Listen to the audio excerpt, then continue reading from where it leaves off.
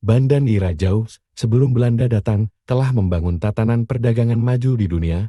Pasar rempah, khususnya pala di Bandam, mengundang banyak pedagang asing seperti Cina, India, Moro, hingga Portugis. Banda tak mengenal pola pemerintahan kerajaan. Perniagaan diatur sejumlah orang yang dihormati seperti tetua adat hingga alim ulama. Mereka dikenal dengan panggilan orang kaya. Para orang kaya dalam salah satu versi sebanyak 44 orang mengatur harga pala yang dijual keluar pulau, menengahi perselisihan di pasar, berkoordinasi dengan Syah Bandar. Dominasi orang kaya membuat gerah VOC yang sejak awal berambisi menguasai semua pasar pala di Banda. Bangsa Eropa yang pertama kali tiba di Banda adalah Portugis pada tahun 1512. Belanda baru mendarat pada tahun 1599, disusul Inggris pada tahun 1601.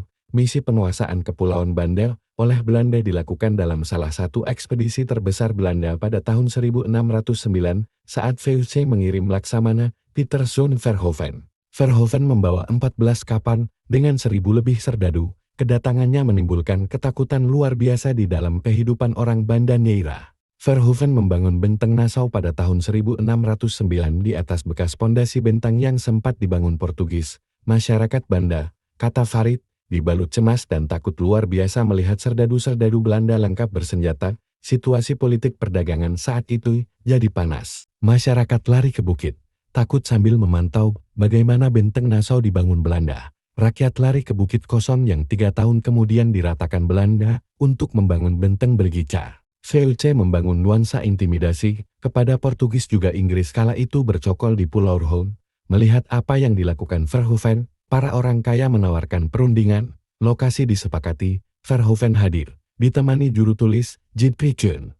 Verhoeven tidak menemukan orang kaya Banda di bawah pohon besar di pesisir timur Pulau Neira. Verhoeven mengutus kaki tangannya, Adrian Ilsevier, untuk mencari mereka. Ilsevier menemukan orang kaya Banda bersembunyi di permukiman, dalam hutan. Orang kaya Banda itu beralasan takut melihat Verhoeven. Orang kaya Banda meminta Ilsevier menyampaikan pesan kepada Verhoeven agar perundingan dilakukan terbatas, tanpa kehadiran militer. Verhoeven termakan mentah-mentah muslihat orang kaya Banda. Verhoeven bersama saudagar Jacob van Groenewegen, J.P. Kool, dan 27 orang lainnya memutuskan masuk ke hutan.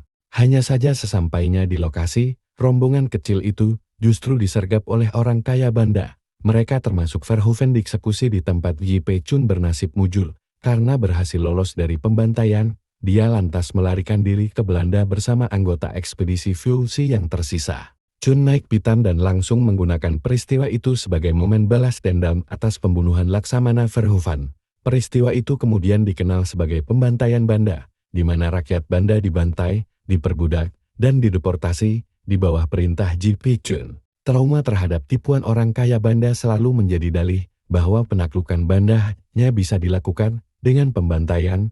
Sewindu berselang J.P. Chun yang naik pangkat menjadi gubernur jenderal VOC telah berkantor di Batavia. Ambisinya menguasai kepulauan Banda memuncak. Dewan Pimpinan VOC pada tahun 1621 menyetujui rencananya menaklukkan Banda melalui ekspedisi besar. Ekspedisi kedua J.P. Chun itu dilakukan dengan 13 kapal angkut, ditambah beberapa kapal pengintai yang membawa ribuan penumpang. J.P. Chun mengangkut 1.600 orang tentara, 300 orang tahanan, 100 orang samurai bayaran dari Jepang Ronin, 286 budak beliar, hingga 40 awak kapal. Keterlibatan samurai dalam tim ekspedisi Belanda memang sudah terjadi sebelum misi penaklukan Banda itu dilakukan. Berdasarkan arsip dari VOC pada 23 Januari tahun 1613, Kepala Dagang VOC di Dejima, Jepang, Hendrik Brouwer bersurat kepada Gubernur Jenderal Hindia Belanda Peter Botte untuk menyewa para samurai. Kala itu ada sekitar 100.000 samurai yang kehilangan tuan atau ronin.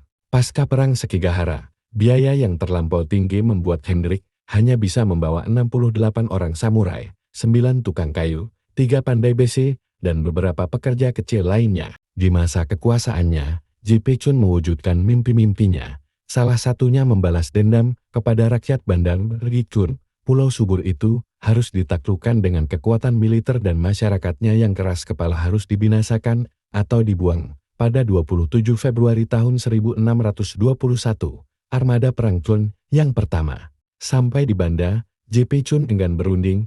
Dia kembali membangun benteng Nassau dan menjadikannya pusat pertahanan VOC di Maluku.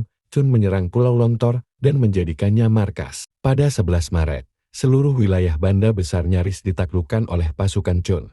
Pada akhirnya, para tokoh orang kaya Banda menyerah. Tetapi mereka mengajukan 4 syarat, yakni menghormati hak milik mereka, keluarga, agama, dan menghargai tokoh masyarakat. Chun menerima penyerahan rakyat Banda. Chun menerima penyerahan rakyat Banda, tetapi mengabaikan semua syarat, bahkan melakukan banyak hal yang memicu amarah rakyat Banda. Pada 21 April tahun 1621, terjadi insiden di Masjid Selamon yang disalahartikan sebagai pemberontakan warga Banda terhadap VOC. Orang kaya Banda itu kemudian dimasukkan ke dalam kurungan bambu yang dibangun di luar benteng Nassau. Mereka dieksekusi oleh 6 orang rohib dan tubuhnya dipotong menjadi 4. Potongan kepala dan tubuh orang kaya Banda itu lalu ditancapkan di sepotong bambu untuk dipajang. Selama pembantaian di hari itu, total ada 44 orang pemuka masyarakat Banda yang menjadi korban kekejaman VOC. Chun, seorang pengecut, datang dengan armada besar, beralasan dendam. Kemudian penyerangan terjadi di titik awal di Selamon Banda Besar, kemudian menyebar di tempat lain, dan terjadilah genocide. Sepanjang proses pendudukan Belanda, dari 15.000 penduduk yang ada di Kepulauan Banda, diperkirakan hanya tersisa kurang dari 1.000 masyarakat yang selamat dari pemusnahan massal tersebut.